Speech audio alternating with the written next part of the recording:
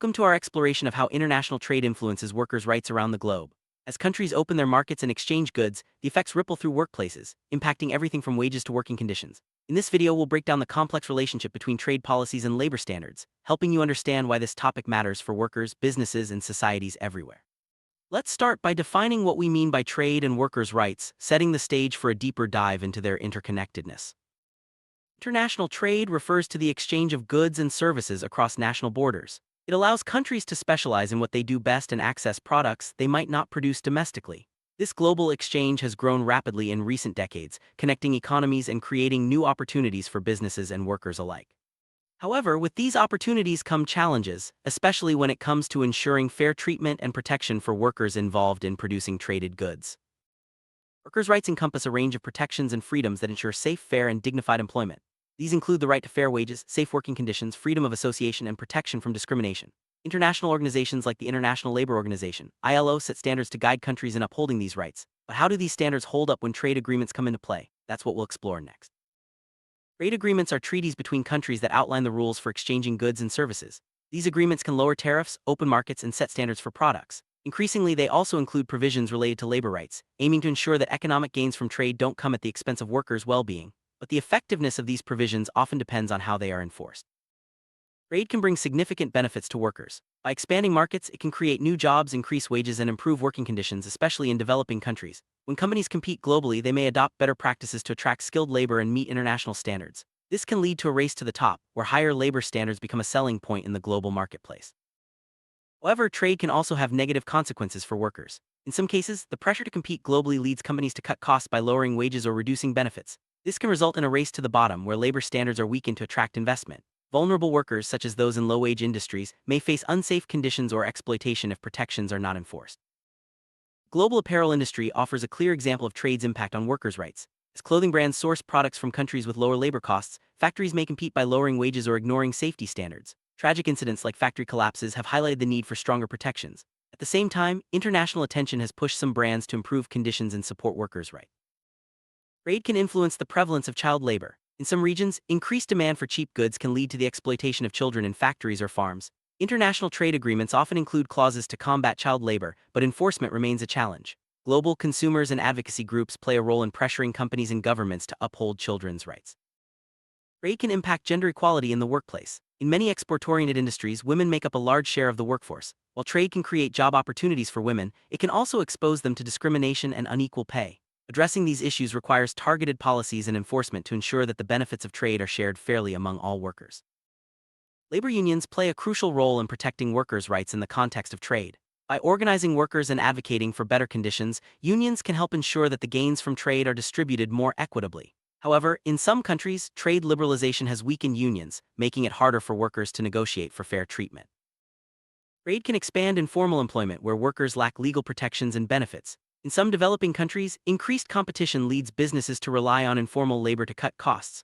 These workers often face job insecurity and poor conditions, highlighting the need for policies that extend protections to all workers, regardless of their employment status. Migrant workers are often at the front lines of global trade, filling jobs in agriculture, manufacturing, and services. While trade can create opportunities for migrants, it can also expose them to exploitation and abuse, especially if legal protections are weak. Ensuring fair treatment for migrant workers is essential for upholding labor standards in a globalized economy. Trade can contribute to wage inequality, both within and between countries. While some workers benefit from higher wages in export industries, others may see their incomes stagnate or decline, especially in sectors exposed to foreign competition. Addressing wage gaps requires policies that support workers in vulnerable industries and promote inclusive growth.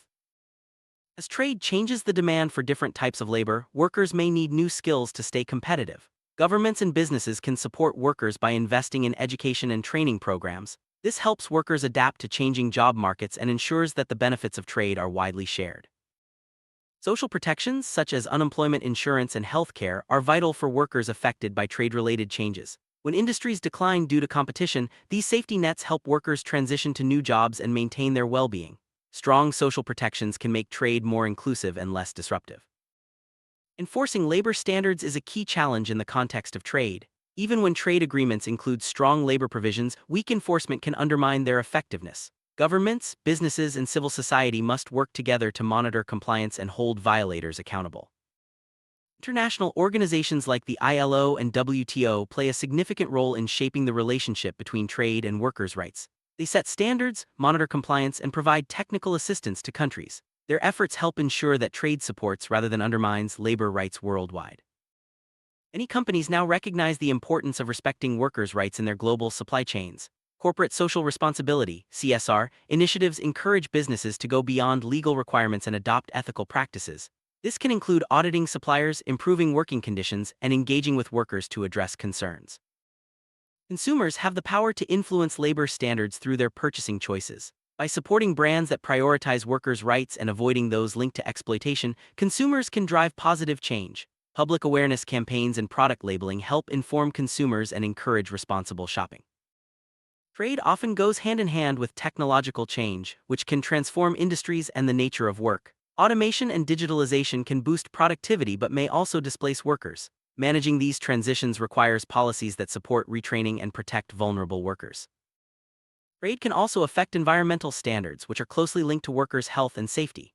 Weak environmental protections can expose workers to hazardous conditions, while strong standards can improve workplace safety and community well-being. Integrating labor and environmental standards in trade agreements is increasingly important. Trade can drive economic development, lifting millions out of poverty and creating new opportunities. However, the benefits are not always evenly distributed. Ensuring that economic growth translates into better jobs and stronger rights for workers is a key challenge for policymakers.